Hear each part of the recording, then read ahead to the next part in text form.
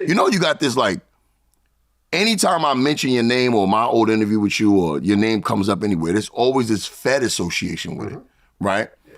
And my thing is, I know there's people who have got locked up after your interview, right? But not because of my interview. Not because of the interview. But the thing about it is, here's my whole argument with it, right?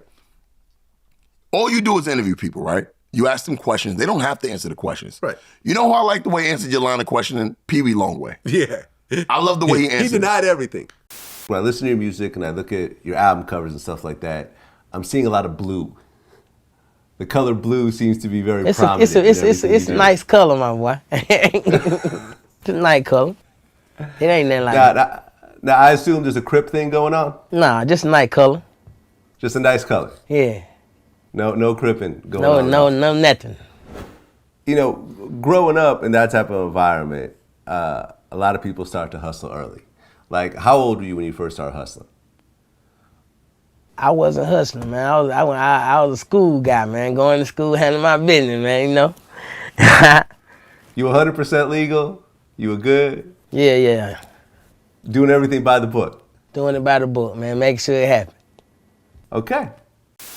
And he made for a better interview. I loved it all. Yeah. He was the blueprint. He's in jail, by the way. Yeah. Nothing to do with me once again, but, you know, I'm sure shit, people... he is in jail. Damn it. I'm probably out to check that statement now. Yeah, he got locked up for some drug shit later on. Yeah, but even with PeeWee Longway, like, I didn't know, I mean, for what they accused him of, I didn't know that he was operating on that scale. Like, he was huge in the game. But I don't know. I have no idea. But even based off the way he moves, you would have never known that because he moves smart. Right. So for the people who out there who call you a Fed and they say you the police and shit like that, first of all, even if you was, I'm a comedian, not my world. I'm in no danger of incriminating myself. Yeah. But for the people that do call you that, what do you think it's based off of? I think it's based on the type of questions that I ask. And then, I mean, not only, like when I came in the game, nobody was asking questions like this. Right. This was such a taboo. Like if you watch all the interviews pre-Vlad, it's all like promo. Yeah, softball album. questions. Oh, tell me about your album. Oh, that's a cool shirt. Where'd you get it? You know, what are some of the features? You know, what's your favorite place to tour? Right. You know, stuff like that. You know, shout out to all the old school interviewers and so forth. I thought a lot of that shit was trash. Right. Because all the real questions that me and my friends talk about were never being asked. Right. All the barbershop conversations weren't being talked about. Right. I'm watching 60 Minutes and they're going all in. Mm-hmm. I said, yo, that's what I'm going to do. I'm going to be like the 60 Minutes of hip hop. If I sit down with you, I'm going all in. Right. And I'm going to research you. I'm going to ask all the uncomfortable questions. If you rap about it, I'm going to ask about it. See, the only other person who was on that level was Wendy Williams. Right. Like she was going I'll give you that, yeah. Absolutely. And then Charlemagne was going there too. Well, this was before Charlemagne. Before Charlemagne, yeah, right? yeah, Because I actually was the first person to put Charlemagne on a mixtape while he was still in South Carolina, before Wendy even found him. Right, because Charlemagne was with Wendy, so there's a connection there. Well, yeah, he later on, I mean, I'm not saying it's because of me, but later on, Wendy kind of like brought him to New York, and then he became part of that crew. Yeah, but this was... Well, no, Charlemagne was going hard also. So I'll give you that. And that's actually what got my attention because him and Buffy the Body went at it. Yeah, like, I remember on the radio, right? So yeah, it was like, my shit was just more hardcore, more serious and everything else like that. And hip hop was like, oh my God, you shouldn't be asking those kind of questions. These are all Fed questions. And then, well, what started happening is that some of the people I interviewed were actually active criminals at the time. I didn't know about that. I'm not doing crimes with them. I'm not talking to them about their actual active crimes. I may talk about some shit they did 20 years ago or some shit they went to prison for, but they end up doing new crimes and going to jail and people are like, aha, we made the connection. They interview with Vlad, then they go to jail. Obviously Vlad, you know, people like Tasha K say that I secretly give the footage to the feds before I put it out. Like, why would I even do that? I'm publicly putting it out anyways. Right. What advantage do the feds have by getting it a day early? Yeah, right. I put it all out. The feds subscribe and they go behind a paywall to get the interview early. What? They can pay $5 to get it early. I don't have to give it to them, right? But it's like people make the connection. Then someone will get arrested. You know, it'll be like a Casanova 2 times will get busted for a bunch of drugs. Right. And they'll say, oh, look at this Vlad interview. He talked about being a blood. And in the paperwork, they talk about him being a blood too. It's like, well okay.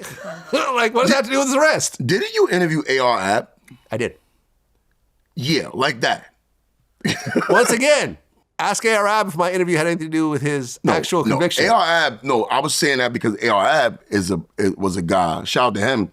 He's a dude that was happy, more than happy to tell his antics. Yeah, but he was talking about a bunch of shit that had nothing to do with his case.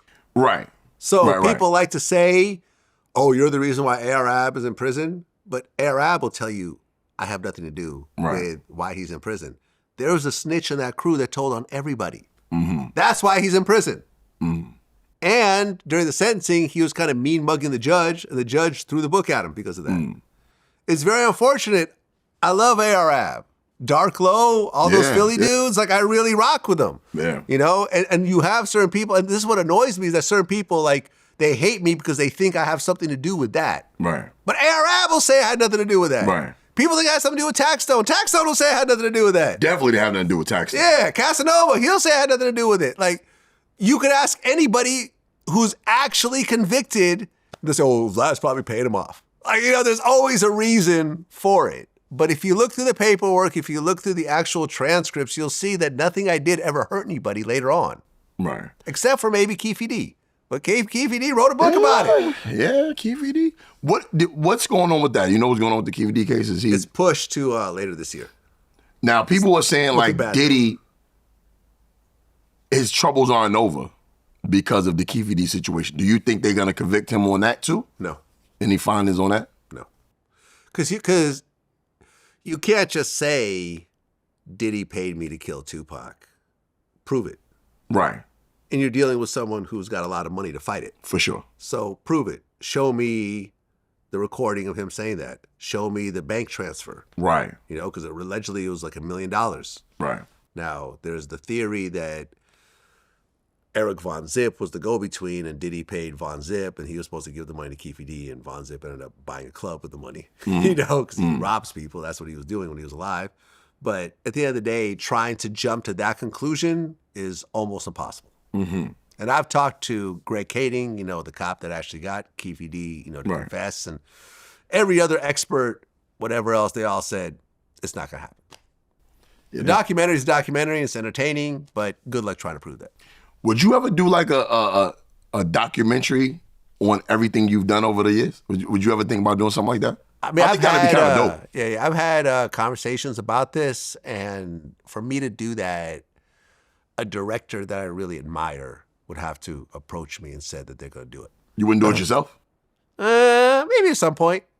I think that would be kind of fly. Like do a Vlad doc. I think people will watch that shit. I might. Yeah, I might. It's a possibility. If you did a Vlad, like going back, because if I'm not mistaken, were you holding the camera with the Joe Budden situation? No. Ransom ran with that stupid story. So Ransom said that? Yeah, Ransom said that on Math Hoffa's show. That's just a lie. It's not true. Oh, okay. I heard that. And I'm like, damn, so Vlad was holding the camera. Because you and Joe Budden, I don't have a really good relationship. Well, we actually ran into each other and we shook hands. And, really? And now we're, I'm not going to say we're friends or nothing, but we're it's cool. Yeah. Neither one of us has said anything about each other. We both talked about the situation. We ran into each other at Bergdorf Goodman like a year ago. Okay. And yeah, I walked up to him. We had a quick conversation. We shook hands, and that was that. But yeah, so Ransom gave me that footage. I wasn't there. So it was released on Vlad TV? It was released on Vlad TV. Got you, okay. He gave it to me. Got you, Him and his mans rolled up on Joe Budden's friend's house and smacked him up. Right, I remember that video. And they gave me the footage. I wasn't there. You could hear the voices of the cameraman and everything else like that. Right. I was not there. I was given the footage. I would not participate in that shit. You know, and in fact, I never even interviewed him at that point. I sent one of my mans to go interview him. I didn't actually meet him until I believe he got out of prison afterwards. Mm-hmm. So yeah, Ransom kind of mixed up the story in his head, and I feel like there's a level of bitterness over that whole situation. Right. And instead of just admitting to his own role in that, because it didn't end well for him. Yeah, it didn't really work out. Didn't really work out for him. You know, but then he is a respected lyricist 100%. Out there. People rock with him. Yeah. He just never reached a certain level, and he basically, like, years later, try to blame me for it. I think it's kind of lame.